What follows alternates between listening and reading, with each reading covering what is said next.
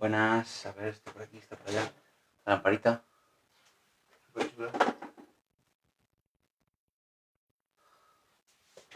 Y esta, que compré el otro día también. Que vamos a dejar aquí. No se ve.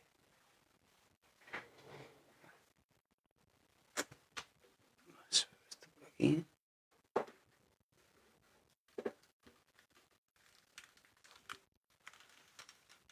Buenos días. Vale, ¿se escucha bien? ¿Se escucha incluso mejor con la esponjita esta o no?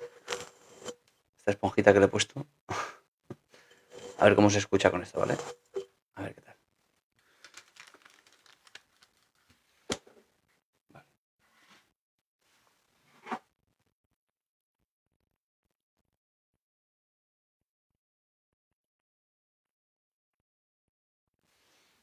Este por aquí.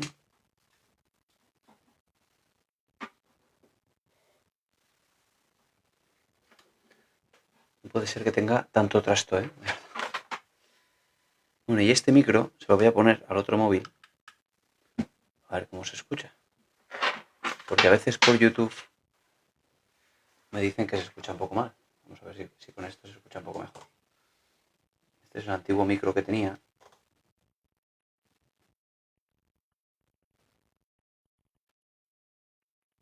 Y vamos a ver cómo va.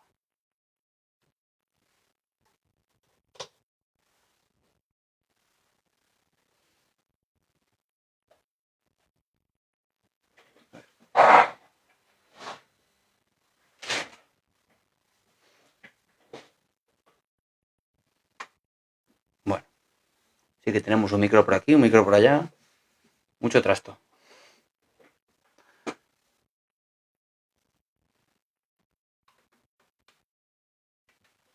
Y esto por aquí. Vale, se escucha bien, ¿no? Sí, pero me refiero sobre todo al directo de YouTube, que alguna vez se han quejado de que se escucha un poco mal. Aquí en TikTok sí, porque está conectado a este micro de aquí. Este va bastante bien, aunque hace a veces sonidos raros, pero va muy bien.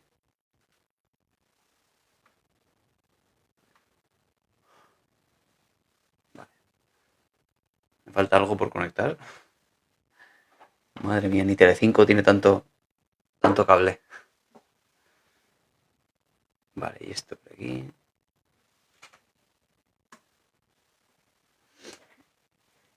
A ver, un momentito por aquí. Ponemos esto. Y esto por aquí.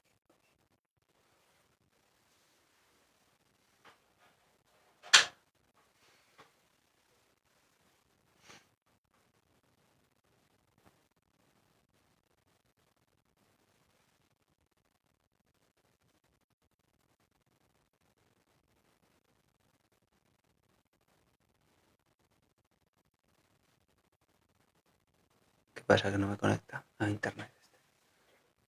Y aquí sí. No lo sé. Ahora sí, vale, perfecto.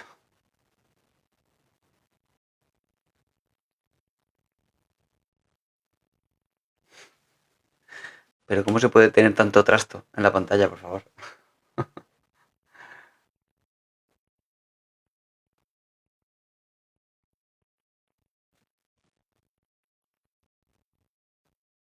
Hay un ruido raro.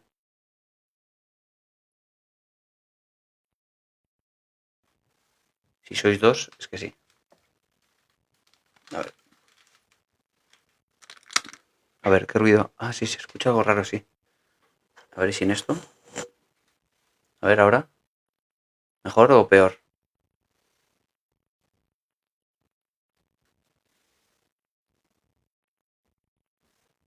¿Ahora se escucha mejor? Igual.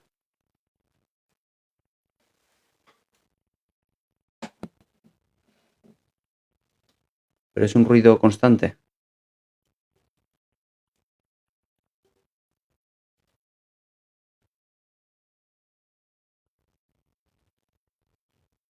¿Se oye bien? Vale.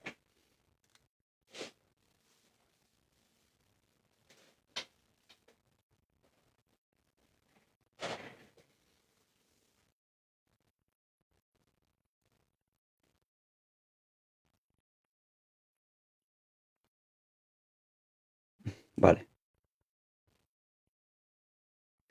Ah, porque es cuando se mueve el micro, vale, perfecto.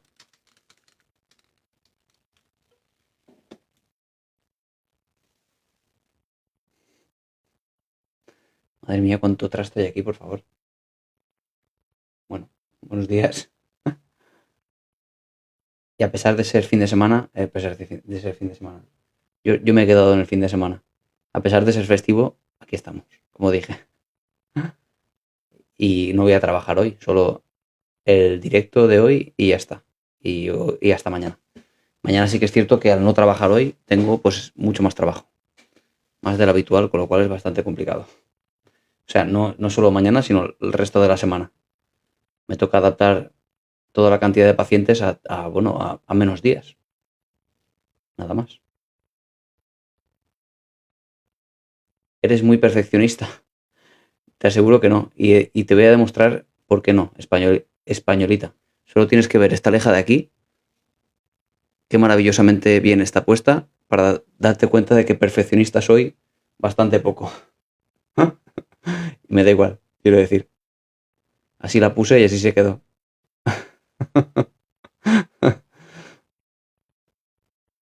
Es decir, hay cosas que, bueno, la mayoría de cosas no les doy demasiada importancia. Pero bueno, si sale mejor, pues mejor, y si sale peor, pues lo acepto y sin problemas, ¿sabes? No, no, está encendida.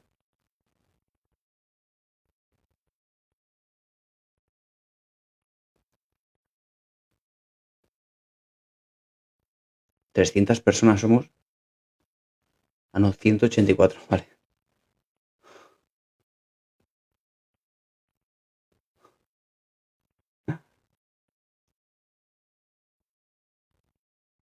Bueno, había por aquí algún comentario.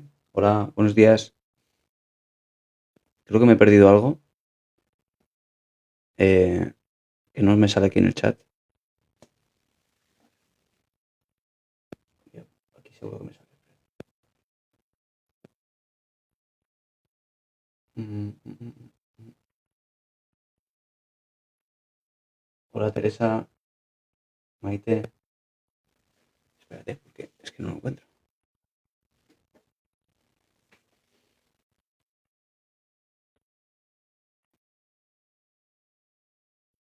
Ah, Leonesa me ha hecho un comentario. Buenos días desde Barcelona. Bienvenida. Razones para dejar de luchar y no ver resultados. Viene uno y otro. Razones para dejar de luchar y no ver resultados. Mm.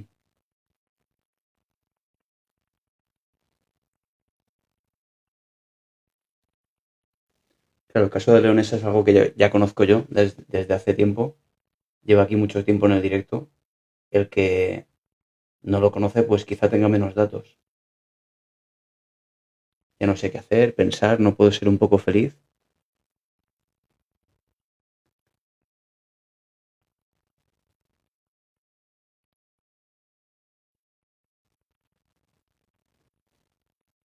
Feliz inicio de semana.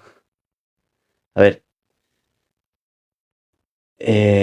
Leonesa la conocemos ya de hace tiempo. Está triste por muchas razones diversas. Motivos para no ver cambios, para no ver mejoría. La mejoría debe ser objetiva, no debe ser un sentimiento. La mejoría debe ser algo medible. Ahora bien, el sentirse triste o no, o el sentir que se alcanza una felicidad es algo un poco complicado de concebir, porque tampoco sabemos muy bien qué es la felicidad.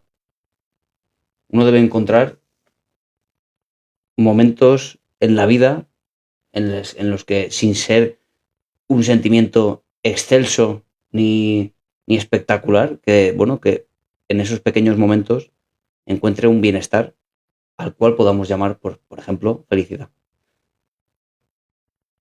Y quizá no tenga que ver con un propósito elevado ni nada de eso. No soy de Argentina. O le preguntabas a otra persona. Ah, vale, le preguntabas a Nancy. Desde luego acento argentino no tengo.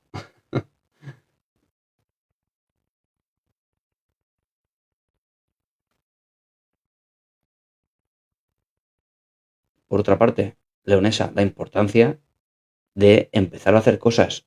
Hace tiempo que hablamos de esto. No sé si estás haciendo algo más diferente que no estuvieras haciendo antes.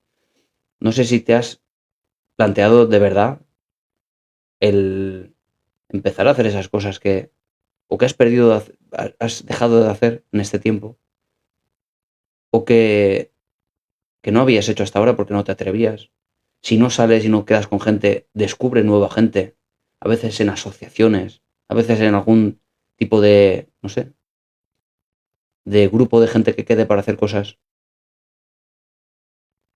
No sé si lo estás haciendo, leonesa, o simplemente te vas hundiendo y viendo pasar cómo tu estado de ánimo pues va bajando y bajando.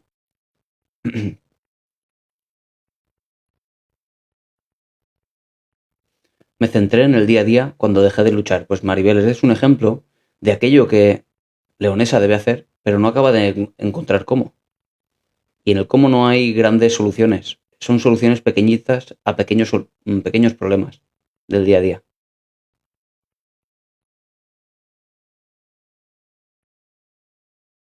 Quizá leonesa está buscando un cambio en el estado de ánimo para empezar a sentirse mejor y es al contrario.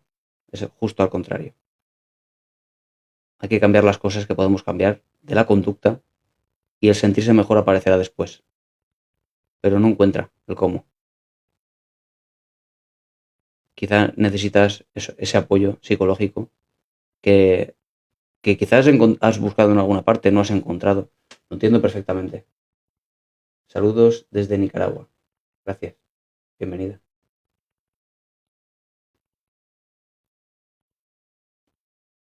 Pero te pregunto, Leonesa, ¿has cambiado algo de tu conducta en los últimos meses?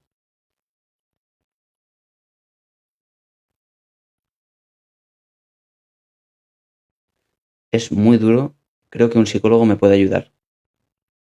Probablemente para eso están los psicólogos cuando no se encuentran soluciones. Pues ese es el problema, Leonesa. No es cómo te sientes, es que no haces cosas por cambiar en tu vida cotidiana. Por eso te sientes así,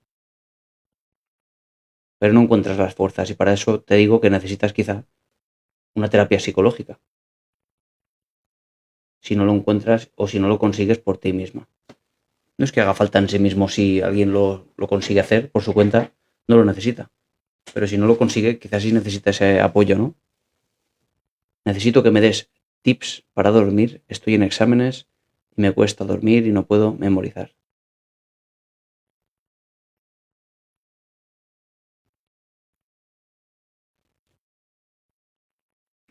Maribel, sí. Pero eso es lo que cuesta.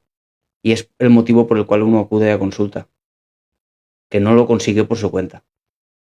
Y hay muchas razones para no hacer lo que te dice el psicólogo, por ejemplo, y incluso yendo a consulta. Pues al final ese es el trabajo, al llevarlo a la práctica, al encontrar el pequeño paso, la motivación quizá externa en este caso.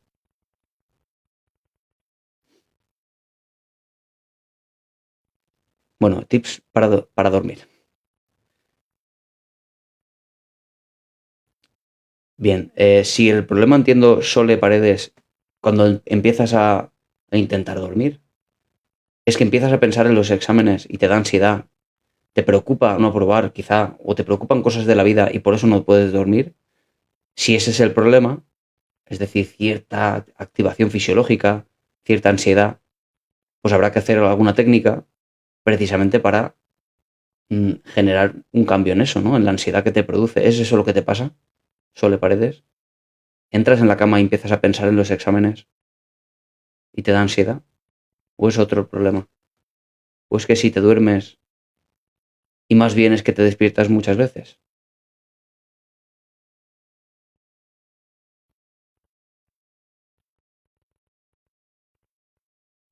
Hay que confiar en ti, aunque nos moleste lo que digas. Sí, porque alguna vez hemos dicho algo que yo sé que es desagradable. Pero bueno, el psicólogo, a diferencia de ChatGPT, por ejemplo, muchas veces te dice cosas que no te van a gustar, porque tiene que haber confrontación. Porque los que te dicen lo que quieres escuchar son tus amigos y tus familiares y en el mejor de los casos. En muchos otros, bueno, ni siquiera eso. El psicólogo sin juzgarte te va a decir tal y cual ve las cosas con vías a que encuentres una solución. El conductismo es la base de la ciencia de la psicología. El conductismo es la ciencia que tiene detrás la psicología. Solo que el conductismo quedó atrás en cuanto a todo lo cognitivo y por eso ahora la escuela más eficaz a la hora de la terapia psicológica es la escuela cognitivo-conductual. Pero sin la base conductual no tiene ningún sentido. El conductismo es el principio de la verdadera ciencia de la psicología. Aparte de que antes del conductismo ya hubieron muchos acercamientos científicos de la psicología, con Wundt y la escuela psicofisiológica, pero hasta la llegada del conductismo verdaderamente no ha habido ciencia psicológica como tal, porque la psicología es la ciencia de la conducta. Así que con conductismo al máximo. Prefiero ChatGPT que gastar dinero. Pues es una opción. Desde luego es una opción. Y si te va bien, maravilloso, como cualquier herramienta que puedas utilizar. Este es un canal sobre psicología y creo que David está en Alicante, España. Sí, efectivamente, Azu.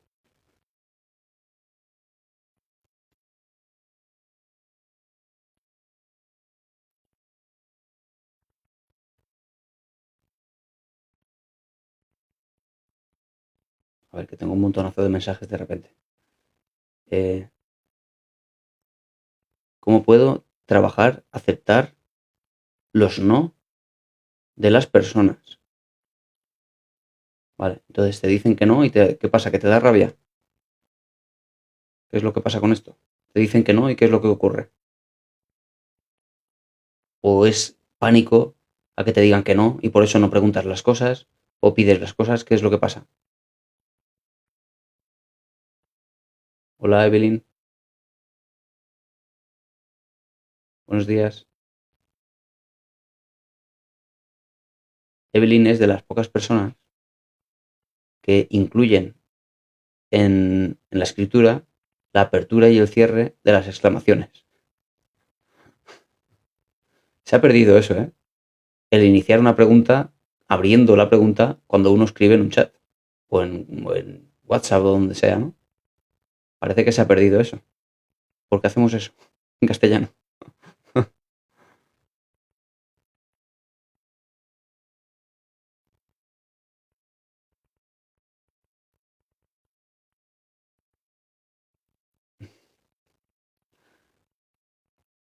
Bueno, Valeria, estoy a la espera de que me contestes para responder a tu pregunta, ¿vale?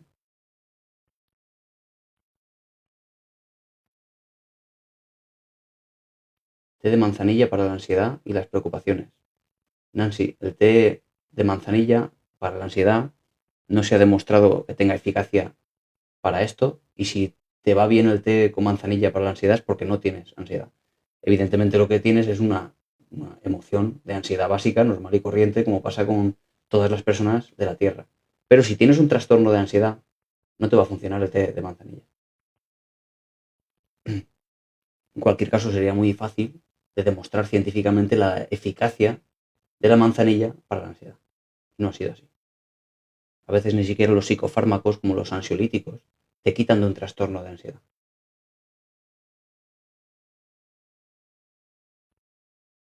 Vale, a ver. ¿Cuál puede ser la causa de la procrastinación y cómo evitarla? La cognitivo-conductual puede ayudar.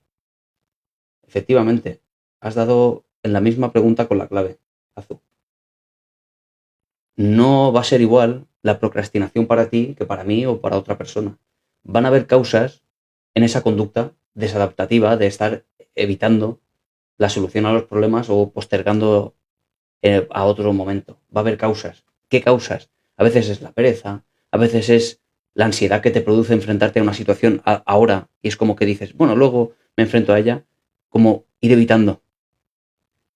Si es el problema, y como digo, no va a ser el mismo problema para ti que para otra persona, van a ser ciertos desencadenantes de esa procrastinación y lo que más va a funcionar siempre para evitarla es autoconocerte a ti misma porque es, como digo, son desencadenantes muy particulares.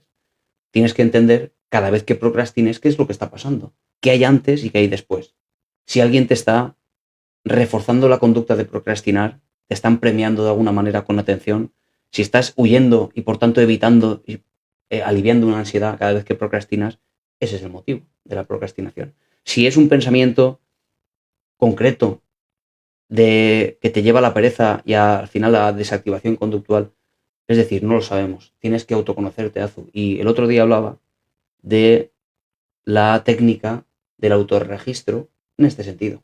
Autorregistro es apuntamos en una tabla aquellas cosas que suceden de aquello que queremos descubrir.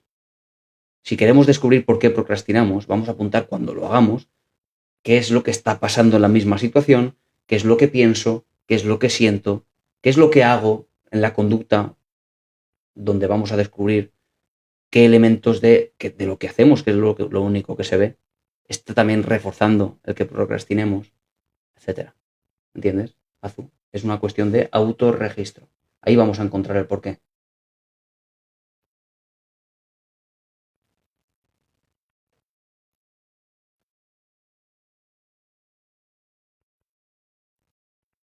Qué bien te queda esa chaqueta estilo rocker. ¿Sabes por qué llevo esta chaqueta? Porque es festivo. Si no, yo iría con mi traje para trabajar. Solo los festivos voy sin traje.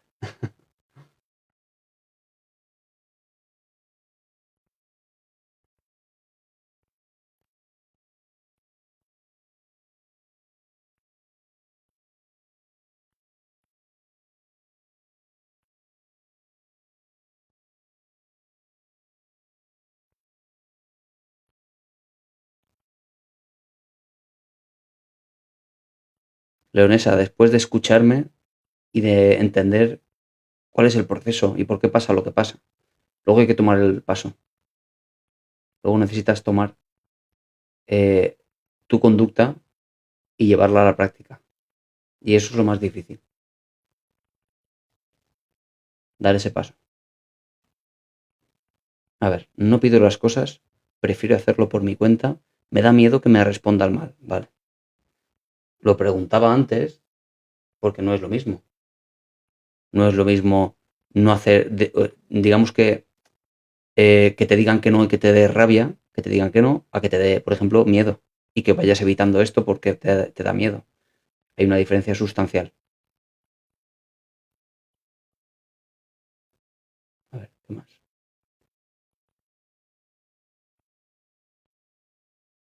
En lo personal, me da nervios que la otra persona me conteste mal. Si tengo una duda o problema, lo resuelvo yo. Prefiero eso. Bueno, esto es la definición perfecta. Perdonad que me estoy. No me he tomado café, pero. Se me estaba yendo la voz por falta de beber. Esto es la definición perfecta, Valeria, de la ansiedad. Prevés algo que va a suceder en un futuro que muy probablemente ni siquiera ocurra. Y me vengo a referir a que en nuestra mente ansiosa, nos imaginamos escenarios de todo tipo. Si le digo esto, seguramente me va a responder mal y verás como si me responde así me voy a poner. Todo eso no lo sabes. Gracias, Evelyn, por todas esas donaciones. Todo eso, como no lo sabes, de alguna manera va perfilándose en la mente cosas muy distópicas, cosas muy catastróficas. Eso es la ansiedad. Pero no lo sabes. Lo que necesitas hacer, lo primero, para combatir una ansiedad, es imaginarte escenarios catastróficos en el sentido también contrafáctico. Esa capacidad que tiene el ser humano de imaginar escenarios sin necesidad de hacerlos. ¿Qué es lo que pasaría, Valeria, en el caso de que alguien te hablase mal? ¿Tan malo sería? ¿En realidad tan malo sería que alguien te hablase mal y se enfadase contigo? Si eso ocurriese, te lo digo porque, bueno, dado que estás siendo activada fisiológicamente por pensamientos catastróficos, vamos a explorar qué es lo que pasaría, qué tanto temes. No sería tan grave. Tenemos que empezar a jugar con nuestra mente con tal de que empieces a generar menos ansiedad solo por pensamientos, porque es lo único que te está causando toda esa activación, solo pensamientos de aquello que no está ocurriendo y solo te lo imaginas en tu mente. Bien, si consigues manejar tu mente en ese sentido de que te genere menos ansiedad, entonces viene la fase importante, que es la exposición. La exposición siempre es lo que más funciona para la ansiedad. Y tú tienes ansiedad a que te digan que no. ¿Qué es lo que necesitarías? Muy sencillo. Decir o exponerte a ello. Pedir aquello que quieres pedir a otra persona, a pesar de que te pueda decir que no. A pesar incluso de que se enfade. Porque cuando ocurra eso, vas a ver que no era para tanto. Y eso es lo que va a desencadenar un cambio fisiológico. A que tu cuerpo empiece a reaccionar de otra forma. Porque por un lado, en el peor de los casos, se van a enfadar contigo y no va a ser para tanto. Y por otro lado, es probable que ni siquiera pase. Porque la gente no suele ser así. No suele ir por la vida así, enfadándose con los demás. La gente suele tener pues cierta consideración con cómo se van a sentir los demás, cierto recelo, cierta contención para no generar malestar en los demás. Eso es lo habitual. Con lo cual ni siquiera es probable que alguien se enfade contigo porque pidas algo. Pero como digo, en el peor de los casos no pasaría tampoco nada. Así, con la mente, vamos gestionando nuestra ansiedad. Con la mente, para generar cambios en los pensamientos. Con la conducta, para exponernos a aquello que nos da eh, miedo.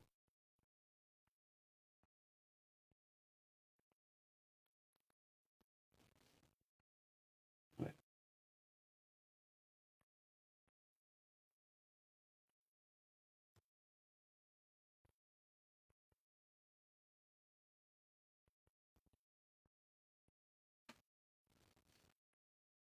Clorazepam, pregabalina. Vale. Lo que viene de la tierra es lo mejor o ir a un profesional. Un psiquiatra te puede dar sublingual. ¿Consideras que un psiquiatra es un profesional y un psicólogo no? Nancy.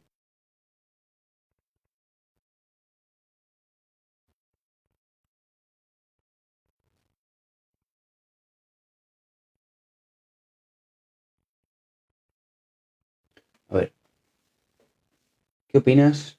Nos dice Luigi, de una chica que antes tenía interés por mí, ahora tiene un odio.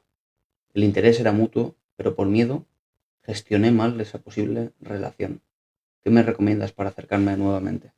Uf, si hay odio por su parte, no tienes nada que hacer. Desde luego, si hay odio. Probablemente ni siquiera haya odio, no lo sé. Pero si hay odio, y es cierto que hay odio, no tienes nada que hacer, te lo aseguro. Te lo aseguro. Absolutamente nada que hacer. A veces ni siquiera los psicólogos y con la colaboración de la persona que siente odio, a veces ni así. Pero bueno, también es cierto que existe la posibilidad, Luigi, de que solo creas que tiene odio y no tenga odio. Eso es posible. Y esperemos que sea eso lo que pasa. Me hablas de que gestionaste mal esa posible relación. En ese gestioné mal esa posible relación, hay mucho ahí contenido. Desde luego, si lo que pasa es que siente odio, bueno, podemos descomponer. ¿Qué es el odio? El odio es una sucesión sistemática de emociones de rabia y emociones de asco. En algún momento alguien hace algo que nos sienta mal. Y estoy hablando de relaciones de pareja. Algo desencadena en mí una emoción de rabia porque la otra persona está haciendo algo que no me gusta nada, nada. Me enfado, hasta ahí todo bien, es normal. El enfado aparece y desaparece en segundos o minutos y se acabó el problema. Pero si esa rabia que a mí me genera no la gestiono y desencadena una conducta, pues quizá incluso pues de hablar mal, de no sé, hacer todo tipo de cosas con la rabia y decir palabras feas, lo que sea, dar un portazo quizá, lo que sea, da igual, no importa, la conducta, que ya va mucho más allá de la emoción en sí misma, es una conducta manifiesta que por el motivo de hacer rabia. Lo que desencadena también en la otra persona es que ya me enfado, ya no solo me enfado por lo primigenio, el motivo original de mi primer enfado, sino que me enfado por cómo me has hablado. Me enfado por lo que has hecho cuando te has enfadado. Y claro, ahora a su vez, dado que esta persona se ha enfadado contigo y te habla también mal, tú ya te estás enfadando ya como en cadena, ¿no? Es como una cadena de montaje. Al final tú ya te vas enfadando no solo por lo primero, sino por las consecuencias del primer enfado. Por cómo te ha hablado otra vez, por lo que hizo, porque es que hizo otra cosa después y encima todo eso. Bueno, y así se va generando algo que ya no es una emoción adaptativa y llamamos odio. Un montón de conductas que son reprochables a nivel de tu propia moralidad. Emociones de rabia y emociones de asco. El asco se siente no solo por sustancias viscosas y cosas así, sino también por la conducta que consideras moralmente incorrecta. Eso desencadena el asco. Eso es el odio. Cuando hablas de que gestionaste mal esa posible relación, algo de todo eso hubo, y hay un círculo vicioso de negatividad que ha generado que ella te odie. Si es así como está ocurriendo, que te odia, es muy difícil eso volver atrás. Muy difícil. Con ayuda se puede, pero aún así digo que es muy difícil diluir o disolver una emoción de odio, que ya no es una emoción, es más bien un estado de ánimo. De todos modos, te digo que tengas mucha suerte con esta relación y ojalá no odie, no te odie.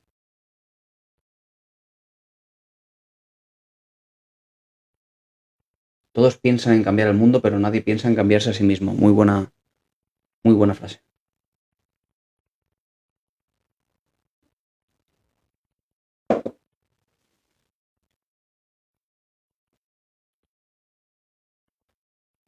Si te hubiese conocido antes, no hubiese tenido depresión. Gracias, mago. Bueno, la depresión, tienes toda la razón en cuanto a que la depresión se puede prevenir. Uno, si sabe identificar, al igual que estaba hablando del odio, el odio es un estado de ánimo. La depresión también es un estado de ánimo, no es una emoción. La emoción primigenia, la emoción que uno siente, de rabia por un lado o de tristeza por otro, puntual, digo, aparece y lo normal es que cuando uno siente tristeza desaparezca con el tiempo, con segundos, minutos, o incluso cuando, a pesar de que se prolongue en el tiempo, a causa de un estímulo claramente identificable, como es la muerte de un familiar, el duelo hace que sea completamente normal y natural sentir tristeza durante un tiempo. El problema es cuando la tristeza puntual, en un momento dado, no desaparece porque se retroalimenta. Claro, y ahí es donde sí podemos intervenir en que esa tristeza no se convierta en depresión. Porque la tristeza, claro, también te va comiendo la vida. La tristeza no solo es ya la tristeza en cuanto a una emoción, sino que lleva asociado elementos cognitivos, pensamientos de y todo me pasa a mí, y qué asco de todo, y por qué me tiene que pasar esto a mí, y es que seré que no valgo, seré que soy yo el problema, es que seré que... Y todos esos elementos cognitivos de rumia hace que de nuevo sintamos más tristeza y se alimenta a sí misma. Pensamientos y emoción se van retroalimentando en un círculo vicioso. Que además en la tercera pata de esta emoción, que es donde más problemas hay, que es en la conducta, acabamos de cerrar el círculo. Si dejamos de hacer cosas porque estamos tristes, dejamos de quedar con gente, dejamos de salir a la calle, etcétera, ya sí que acabamos de convertir ese círculo vicioso en un trastorno. Así que se puede prevenir todo eso, desde luego que se puede prevenir, si vamos identificando uno a uno o una a una cada una de las emociones y las gestionamos. No tendríamos por qué convertir emociones puntuales en estados de ánimo, que son verdaderamente el problema. Gracias, Maribel, por las palabras. La ansiedad y fatiga se puede controlar, sí, Silvana, sin ninguna duda.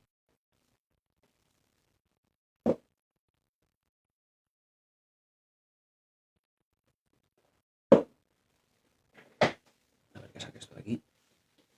Un momento.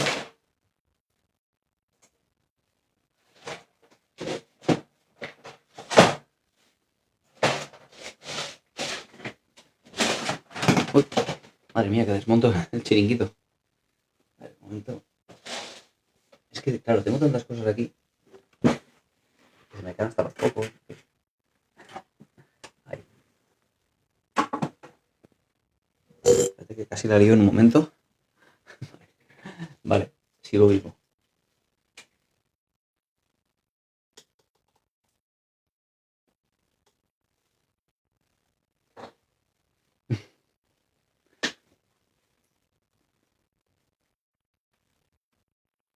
Mireia nos cuenta una experiencia que por aquí es bastante común, que es la experiencia de... Uy, la experiencia de depresión a tan largo plazo. 20 años nos cuenta.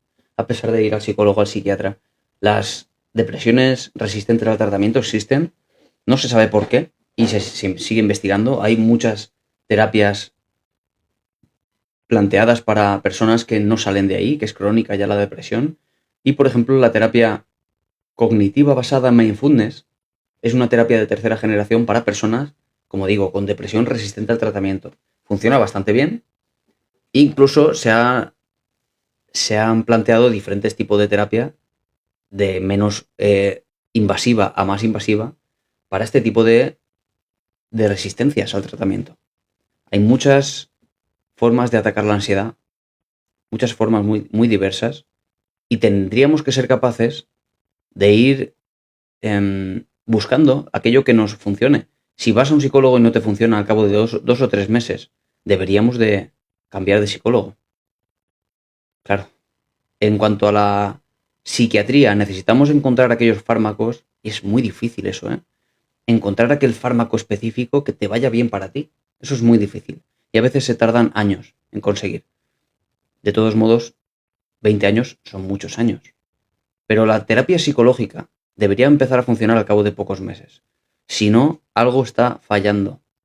Y en el que está fallando, como digo, no se puede saber de forma clara. Hay muchas razones por las cuales algo no funciona en la terapia.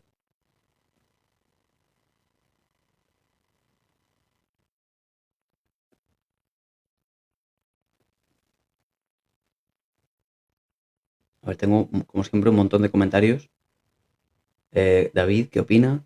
Cuando dos personas se dejan de hablar por motivos, no nos cuenta qué, por X motivos. Y una se lleva bien con las dos.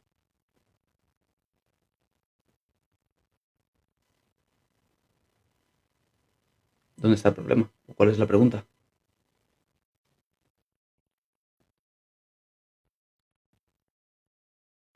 Sí, además entiendo el concepto. A mí mismo me ha pasado. Dos personas se dejan de hablar, que vamos a suponer que son amigos míos, y yo estoy en medio y me llevo bien con los dos. Me parece maravilloso y estupendo.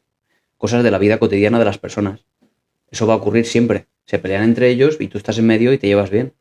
Claro, tú lo puedes controlar eso, puedes hacer que se lleven bien, puedes intentar que se lleven bien y hacer esfuerzos, puedes intentarlo. Pero si ellos no quieren, pues tendrás que aceptarlo. Otra cosa es que a ti eso te duela, User. Otra cosa es que a ti eso te impacte de una forma emocional y empieces a pensar que bien estábamos antes, idealizando un pasado que ya no va a volver, porque ellos ya no están juntos, en fin, ya no se aceptan. E incluso entramos en dinámicas de odio, como contábamos antes. Vas a tener tú que ser capaz de aprender a vivir en el nuevo contexto en el que estas personas ya no se llevan bien. Y eso no quita que intentes, desde luego, pues remar a favor de que se perdonen, pero bueno, no está en tu mano cambiar eso. Como una herida maltratada se convierte en infección. Qué buena metáfora, Esperanza, me encanta. Me encanta esa metáfora, perdón.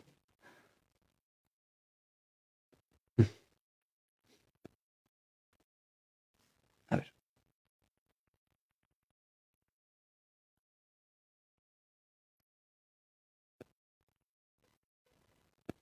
Ya no puedo llorar. Tengo mucho reprimido, pero soy incapaz de llorar. Vale, imagino que quieres llorar y no puedes.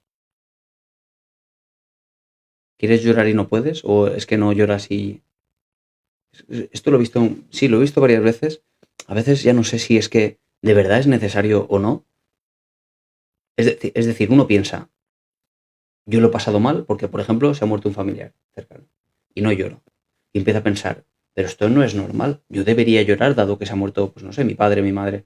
Debería llorar y no lloro. ¿Realmente lo necesitas? Si tu cuerpo no te lo pide, es que quizás no lo necesitas.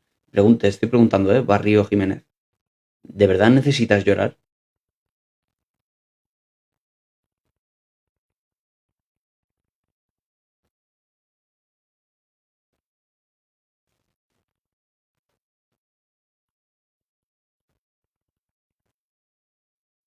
Sí necesitas llorar. ¿Pero por qué razón necesitas llorar? ¿Porque es lo normal o porque lo sientes por dentro o algo así?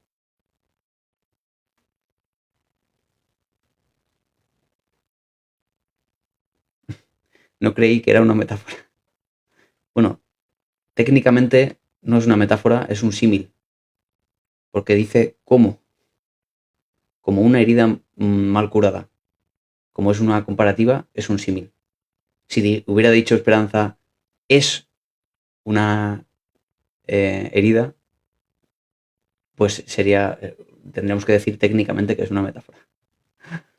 Pero en fin, matices por mi deje de escritor.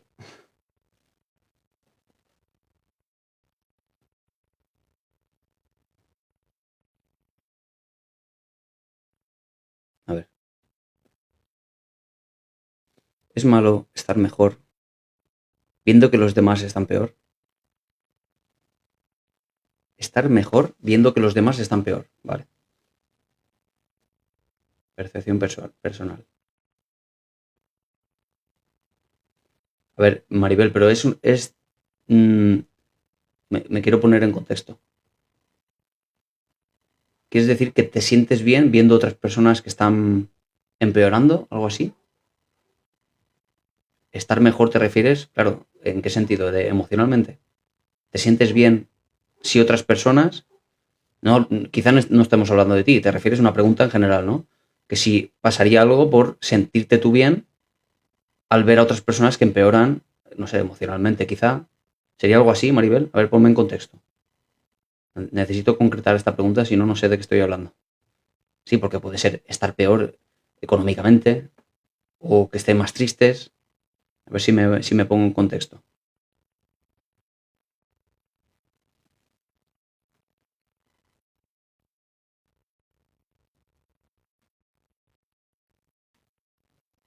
Empeorando no, viendo que lo mío no tiene importancia. Vale. Entonces, te comparas con una persona ajena a ti que está peor que tú emocionalmente, ¿no? Que no supera quizá ciertas cosas, como si has superado tú, ¿no? Y tú al ver eso te sientes mejor. Te sientes bien porque de algún modo tú sí estás saliendo. Vale, ya entiendo, vale. Eso, Maribel, es una emoción que alguna vez hemos hablado aquí, que es poco conocida, cuidado, poco conocida, porque si digo la palabra, cómo se describe esta emoción, seguro que os vais a confundir, como me confundí yo la primera vez que la leí. El desprecio. La emoción de desprecio no es lo que parece, es la emoción de sentirte superior a otra persona. No es hacer un feo, es el sinónimo y que lo que mejor describe esta emoción es el desdén. Las emociones no son ni buenas ni malas, solo son emociones.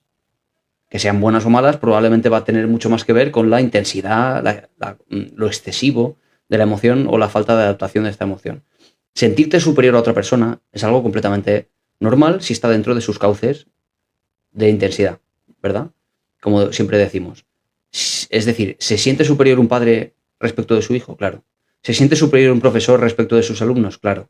Es normal, solo es una emoción. La emoción de sentir que sabes más que la otra persona, que controlas más que la otra persona, al igual que un deportista que mira a otra persona que no es del mismo nivel y lo mira con desdén. El desdén es una emoción, como digo, adaptativa. El, el utilizar una emoción esto es algo completamente natural en tu caso, no haces un esfuerzo, sino que te está pasando esto quizá, el compararte con una persona y decir, bueno, yo por lo menos, yo ahora mismo sí lo controlo, pero veo que otras personas no lo pueden controlar. Esa sensación de yo estoy un poco superior en este sentido, y no digo, es que claro, no quiero que entienda superioridad en sentido negativo, porque no lo es. La superioridad en este sentido es una emoción básica. El desdén es una emoción básica, como sentir tristeza, como sentir alegría, como sentir asco, como sentir miedo. Solo es una emoción. Pero entiendo que cuando una persona dice superioridad, interpreta algo negativo, pero no es negativo, es algo natural del ser humano. Pero si ves a otra persona que no lo consigue, que no lo lleva bien, pero tú sí lo has conseguido, eso puede hacerte sentirte mejor precisamente por esa emoción básica del desdén, la sensación de superioridad, que como digo no es nada malo. Si esto se convierte en un exceso, como pasa con todas las emociones, cuando se convierte la ira en irritabilidad, cuando se convierte el miedo en ansiedad, cuando se convierte el asco en una fobia, pues de la misma manera, el desprecio se puede convertir en arrogancia, en prepotencia, en esa superioridad excesiva. Eso es un problema, pero la superioridad o la emoción de desdén controlada solo es una emoción más, que nos va a permitir a veces estar en situaciones en las que alguien nos hable mal, en la que alguien nos haga cosas que no nos gustan, nos va a permitir ubicarnos como moralmente por encima y decir, lo entiendo, no pasa nada. Entiendo que tú no eres capaz de controlar esta situación como la estoy controlando yo. Nos permite quedarnos en la situación en vez de huir. ¿Entiendes? Por esa razón, esta emoción se considera una emoción adaptativa como todas las demás, no en un problema. ¿Vale? Esta emoción es compleja. Es compleja. Es una emoción básica, como las demás. No es una emoción social. Hola Sabina. Buenos días. Hoy no tienes cole, ¿eh? Mañana sí, ¿eh? Mañana el cole otra vez. Hola, buenos días. Soy Mari. Pero Mari, alguien que conozco yo. Aparte de psicólogo, también entiende la bioquímica y la neurociencia. Claro, es que es imposible ahora separar en las carreras universitarias todo tipo de conocimientos científicos. La psicología es una ciencia, la ciencia de la conducta y de los procesos cognitivos que están detrás de esa conducta, y entre todos esos procesos también son procesos químicos y neuroquímicos, los neurotransmisores, la dinámica de diferentes partes del cerebro. ¿Por qué lo sabemos? Sobre todo por estudios de lesiones y todo eso. Pues voy a cerrar ahora a las 11. En las carreras universitarias, al igual que un médico, también tiene asignaturas de psicología, pocas, pero tiene.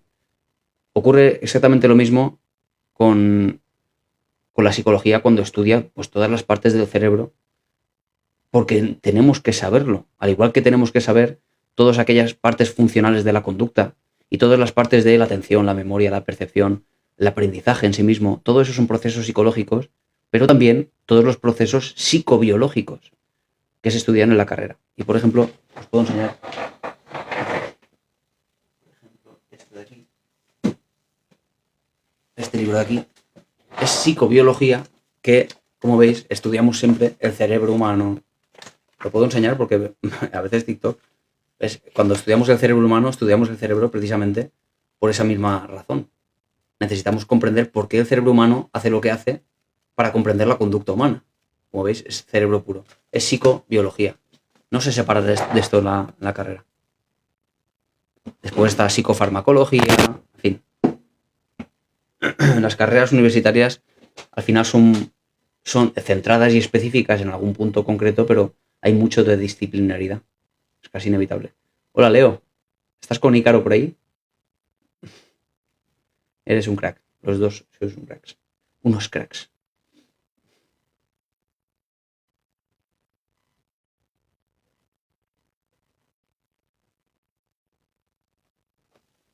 A ver. Bueno, va, que tengo 9 minutos y me voy corriendo a almorzar con mi familia. Va, a ver. ¿Qué pregunta leo? Hay un montón de preguntas, por aquí. También es bueno decir que no es obligación estar en pareja o enamorada en estos tiempos. No, obligación desde luego que no. Solo que existe, desde luego, presión social. Por mucho que uno quiera eludir la presión social, pues va golpeando y no golpea igual a todas las edades. Conforme van pasando los años, la presión social sigue ejerciendo presión, pero quizá a ti no te pille tan fuerte. Y es posible que te empiece a afectar porque todo el mundo en parte va esperando que pasen cosas o que las cosas afecten a tu vida como ha afectado a todos los demás.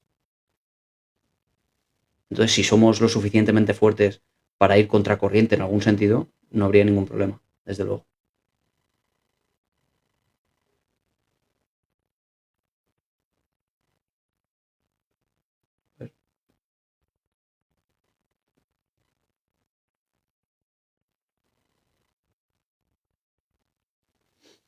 El odio y la agresividad también está representado en los silencios y paradójicamente en la pasividad.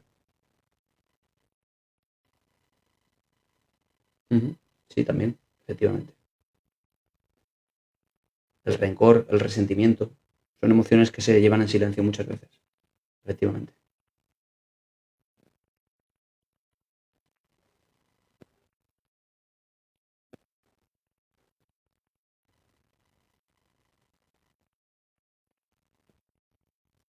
En la soledad las palabras no dichas se convierten en un lamento silencioso.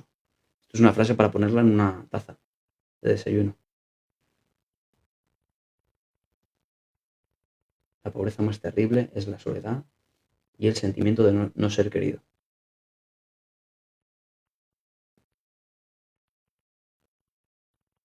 Me gusta mucho esta frase. La pobreza más terrible es la soledad y el sentimiento de no ser querido. A mí me gustó mucho. Bueno, estamos acabando, por cierto. Me gustó mucho respecto de este comentario que nos hace Jorge, de que, pues al final, casi que el peor o el más terrible sentimiento es el no ser querido. A mí me pareció muy interesante cuando yo era adolescente y leí por primera vez la saga de Harry Potter, que luego fui leyendo, pues cada año conforme salía, y yo fui creciendo con esa saga. No es que sea elevadamente, literariamente elevada ni nada de eso,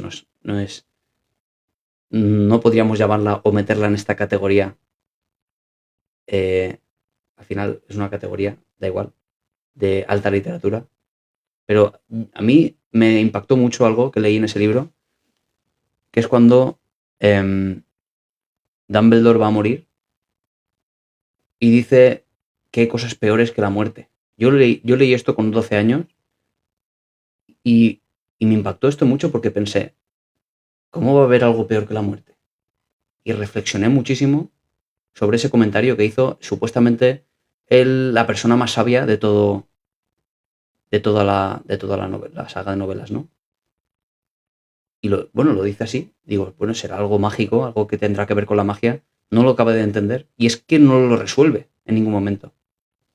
Es que no acaba la saga y no resuelve esa pregunta. Pero a mí sí me impactó y es cierto, yo creo que es así. Hay cosas peores que la muerte. Cuando uno explora a nivel mental la posibilidad de que algún día vayamos a morir, y todos vamos a morir, más tarde o más temprano, solo son interpretaciones subjetivas, pero todos vamos a morir. Más conveniente o menos en el momento actual, en el momento futuro, son solo interpretaciones. Pero creo que tendría mucho sentido reflexionar sobre lo que nos queda de vivir, el tiempo que nos quede de vivir, sobre cómo lo vivimos, ¿no? Y cuando Dumbledore decía esto de hay cosas peores que la muerte, creo que en algún momento sí dice algo del tipo es peor vivir sin amor. Creo que llega a decir algo así. Y bueno, yo creo que hay cosas peores que la muerte, que es vivir, desde luego, con mucho malestar. ¿Se puede vivir hasta los 100 años con mucho malestar? ¿Vale la pena vivir con mucho malestar? Pues no lo sé, pero me hizo reflexionar esa pregunta. Pero me hizo reflexionar mucho. A mí no me parece tan grave morir, en realidad. Me parece algo completamente natural. Pero vivir sin amor, como decía Dumbledore, vivir con mucho malestar, vivir sin metas en la vida, vivir sin gente que te quiera, vivir sin la posibilidad de construir una vida social, me parece muchísimo peor que morir. Muchísimo peor. Son experiencias personales que yo he tenido con la literatura, también con el cine, por ejemplo. De alguna manera uno puede concebir la posibilidad de que en el caso de morir, pues si lo hemos hecho bien, moriremos felices. Me parece mucho más natural en cuanto a lo humano que seguir viviendo y seguir viviendo y seguir viviendo, luchando contra, o digamos a contracorriente de la vida, pero con mucho sufrimiento. Me parece mucho peor, sinceramente. A mí me hizo reflexionar, tenía 12 años cuando leí esto y desde luego que me impactó.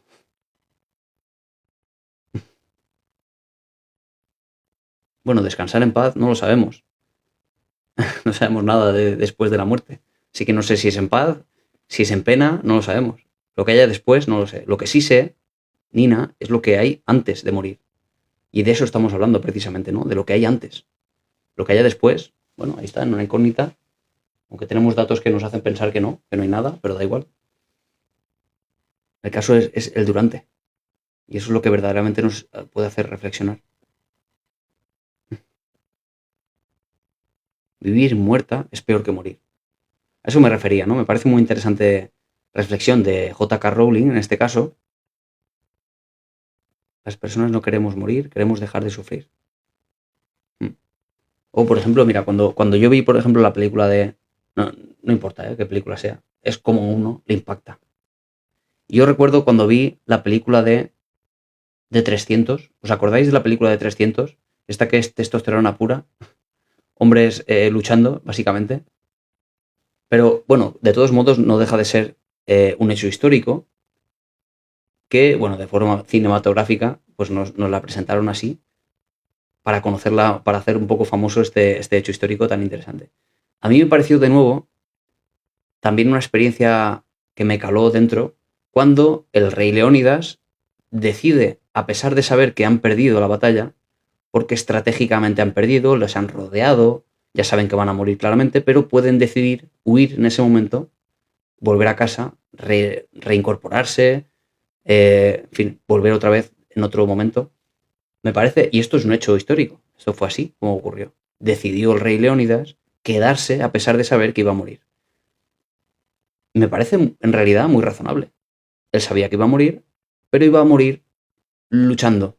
De alguna manera era coherente con su vida, iba a morir en plenas facultades tanto físicas como psicológicas, una decisión más bien incluso política, porque eso iba a despertar los ánimos de toda su región contra la tiranía del rey Jerjes. Bueno, me parece algo completamente coherente, pero de nuevo nos planteamos el debate de si es vivir a toda costa lo esencial en la vida. Vivir a toda costa, o más bien lo que tengamos de vida, vivirlo de la forma más íntegra y válida posible. Yo soy más de esta visión. No me parece que sea vivir a toda costa como sea, como si fuéramos, garrapatas, en el sentido de gastar la mínima energía por vivir el máximo, la máxima cantidad de tiempo, perdón. Bueno, yo soy de ese pensamiento y es una reflexión personal.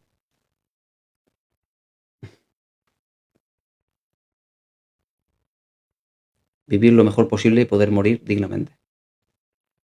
En fin, y con esta reflexión personal, puramente personal, ¿vale? Me voy a marchar. A ver qué decías, Evelyn.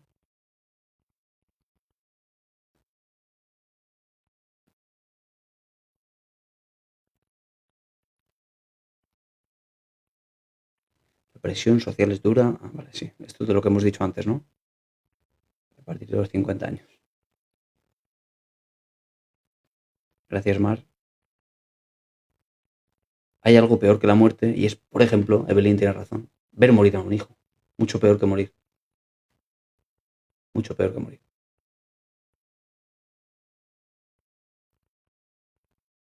Efectivamente. Con lo cual morir no es lo peor.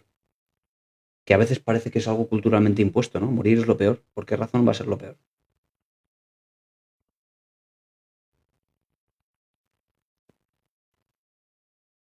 Ha sido interesante, Maribel. Me alegro. Después de tanto tiempo y tantos directos, eh, a veces uno piensa si está siendo interesante después de tanto, ¿no? Tanto hablar. Cómo me gusta escucharte, yo tengo insomnio y eso me crea un mal estado a veces.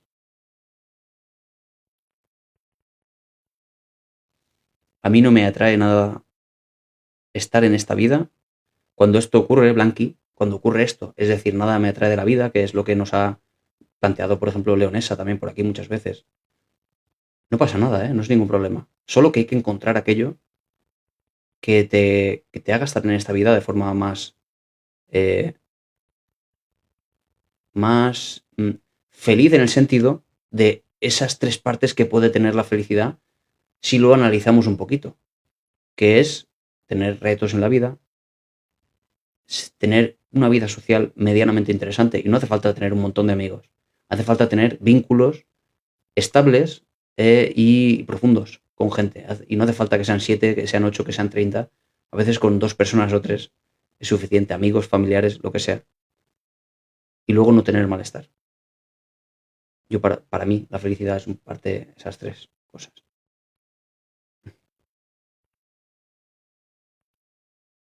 Gracias a ti, Cristina. Rita, Blanqui, bueno, pues voy a marcharme ya, ¿eh? Evelyn,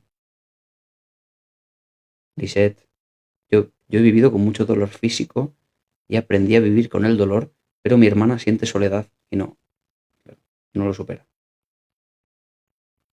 Si te preocupas mucho por tu hermana.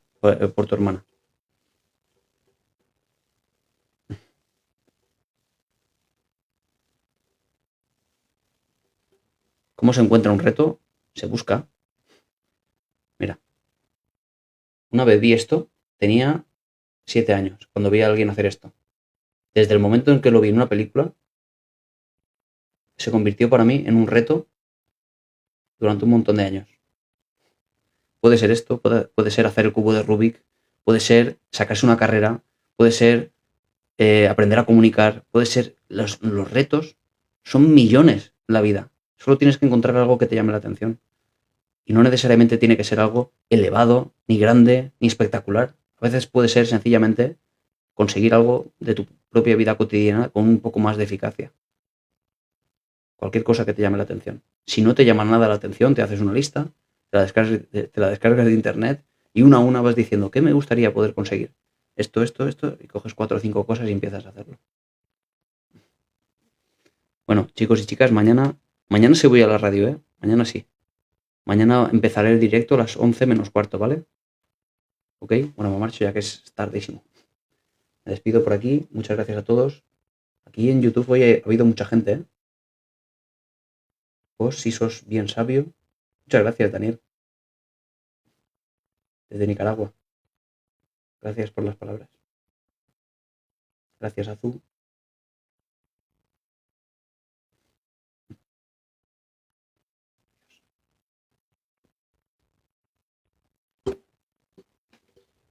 Mañana hablamos de todo esto, ¿vale? Que estas preguntas, mañana os venís, pero no Mar Medina, sino la otra. Me vienes y preguntas de esto, ¿vale? Que nos vamos a marchar ya. Gracias por tu live, gracias a vosotros. El comportamiento de una chica de 71 al revés se puede predecir. Bueno, mañana, ¿vale?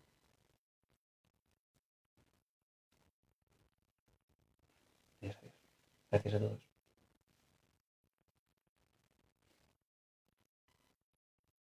Mañana a las 11 menos cuarto, ¿vale? Que a las 10 en punto estoy en la radio. ¿Ok? Adiós, adiós.